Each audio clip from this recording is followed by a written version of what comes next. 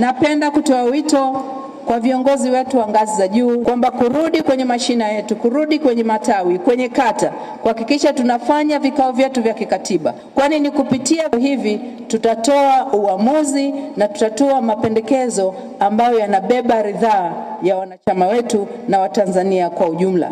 Na vijana tuendelee kulitumikia taifa letu. Pamoja na sifa hizi za mashina, umuhimu wake uko pia katika kuwa ngome ya ulinzi wa chama.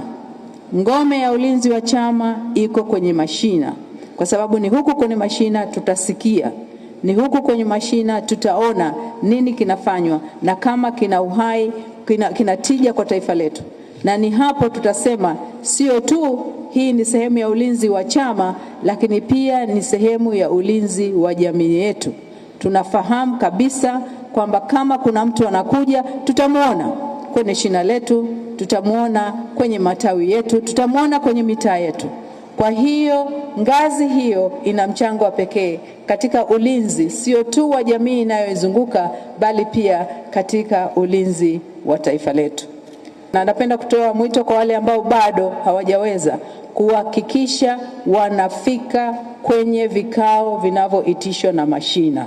Tuhakikishe viongozi wa ngazi, na ninapenda hapa kutambua na kuwahimiza waheshimiwa wenye ngazi ya kitaifa kama wabunge, mawaziri, na kuwepo kwao hapa leo ni kuonesha ni kwa namna gani wana utayari huo. Kwa hiyo tunaomba viongozi wetu wa mkoa, na hili tutalizungumza kila mahali, kwamba kwa hakika viongozi washiriki kule chini kwenye ngazi ya mashina. Wengine watakuwa labda nje ya maeneo yao, lakini huku tunakokaa hata mimi shina langu na ninalitambua na ninashiriki.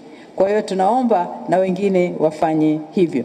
Kwani ni kwa namna hiyo tutaweza kubaini changamoto ambazo tuliahidi kwenye ilani yetu ya Chama cha Mapinduzi kushughulikia mara tutakapopokea dola. Tumepokea dola hiyo na tuna dhima kubwa ya kuhakikisha maendeleo na utangamano wa taifa letu.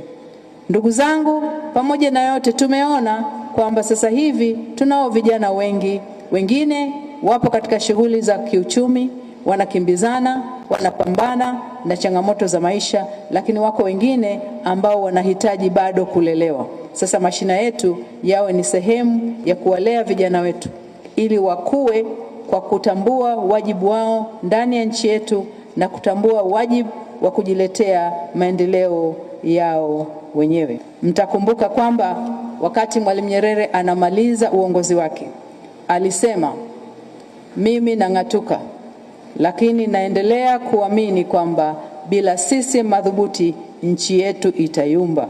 Kwa hiyo tuna wajibu wana CCM, tuna wajibu mkubwa sana wana CCM kuhakikisha kwamba tunaendelea kujenga umadhubuti wa Chama cha Mapinduzi ili nchi yetu isimame imara, isonge mbele na itimize yale ambayo imeahidi kwa ajili ya kuwatumikia wananchi.